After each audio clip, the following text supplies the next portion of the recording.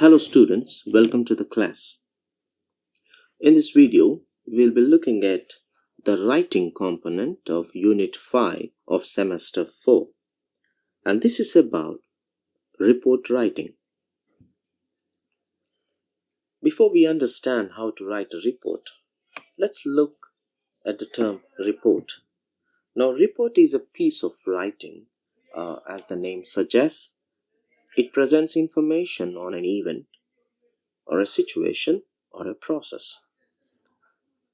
A report must be written in clear, simple language and in a very direct style or formal style that would help the person for whom it is meant to find the required information quickly and easily. And that's why the tone of a report is always formal. It is necessary to be clear about three things when writing a report: what the report is about, who it is meant for, and what it will be used for. Reports are very similar like essays, but still reports have many differences with essays. Both of them are very important for an academic student, and to get proficiency in report writing as well as an essay writing is a highly valued skill.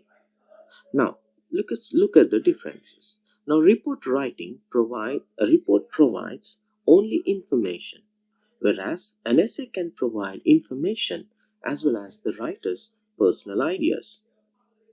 A report can be divided into sections, headings, and subheadings. And essays generally are divided into paragraphs which are linked together.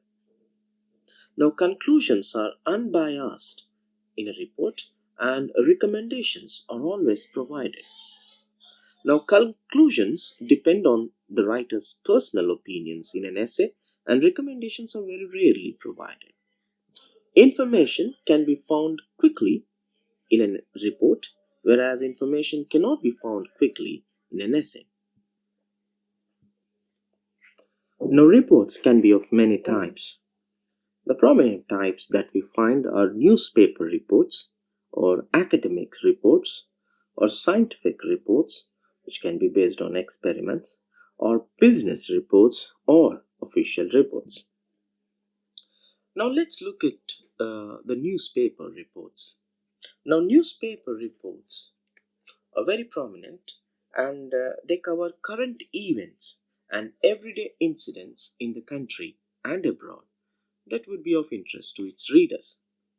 Now, they deal with a variety of subjects like education, entertainment, commerce, industry, politics, or sports, or stories of human interest. Now, reports for newspapers consist of a direct presentation of facts relating to some situation or an event. They are generally written in impersonal and are objective in style. What this means is that the writer of such a report or the editor simply presents facts as objectively as possible without expressing their own reactions to the incidents. Now, what are the basic structure of a report? Now, the basic structure of a report, the typical newspaper article may contain these headings. The first thing is the headline, which is a very short attention-getting statement about the event. There is a byline after that, which tells about the author who wrote the story, the reporter. Sometimes it can also have a place line where the place from which this is reported is also mentioned. And then we have the lead paragraph. The lead paragraph answers all the questions, that is, it talks about who, what, when, where, why, and how that incident took place. Now, any writer who is writing a newspaper article must find the answers to these questions and then write them into the opening sentence or sentences of the article. And later on, there can be one or two paragraphs which the writer must decide, and to relate about the other facts which the reader might want to know. So, they can also include direct quotes or quotations from witnesses or bystanders in the subsequent paragraphs. It can also now, if it has to fill some space, and another paragraph can also be added, and here the information which is least important can be recorded. So, in essence, a newspaper headline or a newspaper report would something like be like an inverted pyramid, where the most important story parts are put at the top. So, the picture depicting what is happening is put at the top, and then the lead paragraph, which talks about who, what, where, and when, are placed next, and then the paragraph or which could talk about why or how, or the other paragraphs which contain quotes or less important information, and so on. The byline, too, sometimes comes at the last, but generally it comes at the after the headline in a newspaper report. Now let's look at an example to understand how this actually happens. Now here we find there is a newspaper article with the headline "Car Thief Caught Trapped in Target Vehicle." Now we find that the headline is very catchy and it captures all the events in one little sentence. So you find a car thief who is caught because he was trapped in the vehicle which he was actually trying to rob. So that's the heading. And then we have the byline, the name of the author or the reporter, Jim Day, staff reporter. You also have a place line which talks about the place and the date, like Wednesday, Friday 25, 2009, and you also have the place named Canberra. Now, the first paragraph of this instance says a bungling Australian car thief was nabbed after incidentally locking himself in the vehicle he was trying to steal, police said on Wednesday. Now, here what we find is the most important features of the whole article are put in the first sentence. So this catches the reader. This is the lead paragraph, and it catches the reader's attention. And the most important information is put here. It also introduces us to the topic, that is the headline, and also answers most of our 5W questions, that is when, where, who, and what. And then there is another paragraph and two more paragraphs which contain the body of uh, the article, where we find as some more information what the police said about that thief robbery, and then there is also some quotes about bystanders or policemen. So this is how a newspaper article is written. So we now understand that there has to be a heading, a byline, a place line, the lead paragraph, the body paragraphs, including some quotation.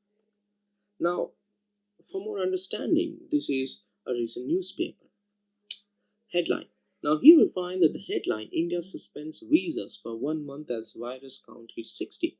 Now, it also has a tagline after the main headline, which also gives us more information about what's going on. You find that the pictures or the data, the numerical data, is given the center stage so that uh, it attracts the attention of the reader. And then you find even the names of the byline, where the names of the reporters are given, and also the place line from where the report is being given. And then the first paragraph, if you observe carefully, talks about everything: what, where, when the incident is taking place. And then in the later paragraphs, you find that the importance of the information is decreasing slowly. Now, we also sometimes are asked to write descriptive reports, like, say, write a report on the college day function or something like that. Now, they can also follow the same pattern as the newspaper report. There can be 2 or 3 paragraphs long. The lead paragraph will always present the facts: what, when, where, and who, and the other paragraphs may describe the events or the other details. Now, for example, if you're asked to write about a cultural fest that happened at Gigi College, now then, cultural fest at Gigi College is the headline, and then you have the byline who is writing it, and from on which date. And probably you can also include Nizamabad as the place line. And this is the first paragraph. Probably, if I was, you could write it this way. So, on, when, a colorful, memorable cultural fest, what happened, was organized in our college, where it happened. This event was whole day long, how long it happened, and was held in the auditorium of the college. Where in the college? In this mega event, many colleges from our city took part. How it happened. So, all the basic information is put in the first paragraph. Then you can fill it up with the body of the report, which contains the other events chronologically. You can go on writing what happened, and your final inputs may also, you can end it with your final inputs. Now this is how you can write the report.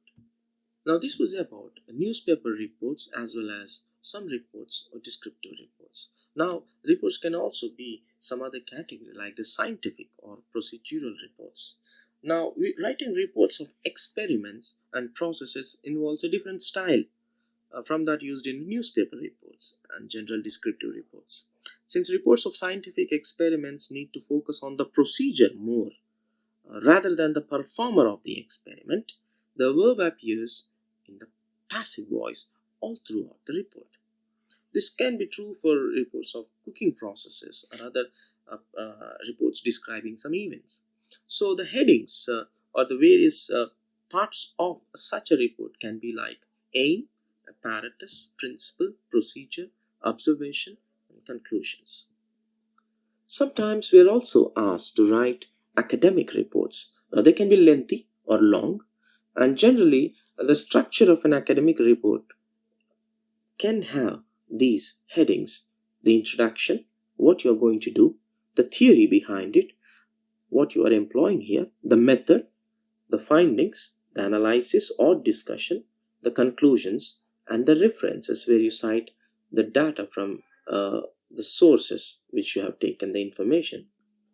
Now, there can also be official or business reports, and they are when they very lengthy. They can be lengthy, and they could contain the following headings: title, table of contents if it's a very long report, summary, so the whole thing summarized into one place, and then the introduction, the body, the conclusion, recommendations, and even the appendices.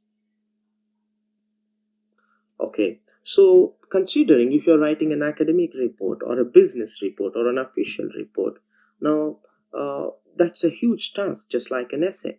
So before writing the introduction, it's very important that you start writing the body of the report first, before the introduction or the conclusion.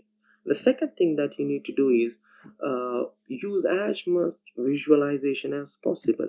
So we can use tables, graphs, and other non-verbal communication methods to make it look more acceptable. And a well-written report should use, it can be used in active voice, okay, and grammatically less mistakes need to be committed. And being clear is very important, and you can also have an appendix at the end. So this video was particularly about newspaper reports and descriptive reports. We also added some additional information about an academic report or a business report. So if you have any more doubts on newspaper reports and descriptive reports, you can post a query on the blogspot or send mail to us or even WhatsApp us to the number. For academic and other official reports, you need to study more. You can get information, valuable information from other sites. Thank you for watching the video.